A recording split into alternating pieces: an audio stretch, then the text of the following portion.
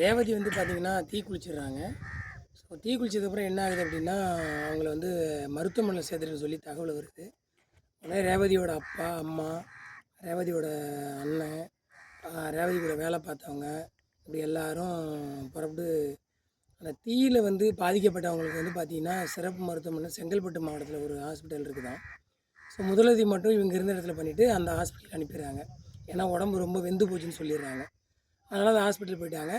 So இப்போ ரேவதியோட அப்பா side வந்து அவர் கூட வேலை பார்த்த ஆசிரியர்கள், நண்பர்கள் எல்லாம் சேர்ந்து நிறைய பேர் ஒரு வேன் எடுத்துக்கிட்டே வந்துடுறாங்க.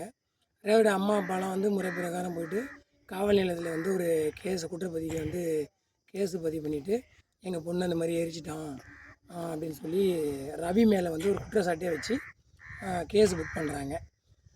மறுபடியும் இவங்கெல்லாம் ஹாஸ்பிட்டல் போயிடுறாங்க. அவங்க சென்னையில் இருக்கிறதுனால ரேவதியோட அண்ணன், ரேவதியோட தோழிகள் எல்லாமே அவங்க ஒரு பக்கம் வந்து அவன் ரவியை விட்டுறக்கூடாது, நம்ம பொண்ணை ஏமாற்றி கல்யாணம் பண்ணி இவ்வளோ வண்ணாசம் பண்ணி நம்ம கல்யாணம் கூட பண்ணி வச்சோம், அதையும் இல்லாமல் ஒன்றுலாம் பண்ணிட்டான், அவனை இந்த தடவை நம்ம ஜெயிலில் போடணும், அவனை ஒன்றுலாம் பண்ணினேன் அப்படின்னு சொல்லி எல்லாமே உணர்ச்சி வசப்பட்டு கோவப்படுறாங்க.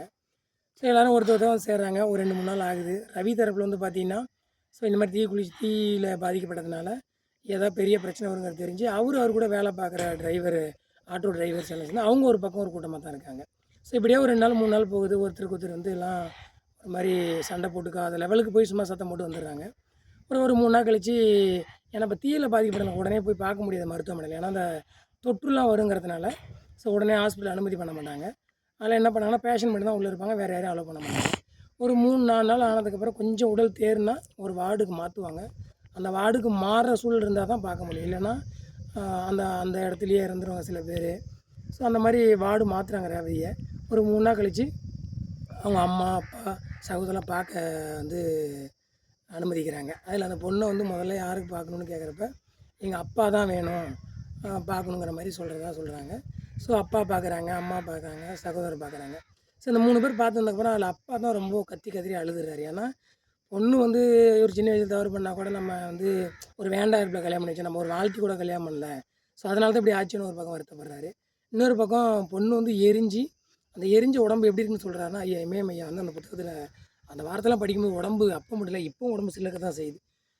தோல் உரிச்ச கோழி மாதிரி என் பொண்ணுன்னு உடம்பு ஆயிடுச்சு, எனக்கு எவ்வளோ காசு பண்ணலாம் இருந்து நான் என்ன பண்ணுறது அப்படின்னு சொல்லிட்டு அவங்க அப்பா தலைமை ஆசிரியர் அழுவுறதா, ரேவதியோட அப்பா வந்து அழுது புலம்புறதா அந்த இடத்துல எழுதியிருக்காரு இமயம் ஐயா. ஸோ இதெல்லாம் கேட்கும்போது இந்த புத்தகத்தை வந்து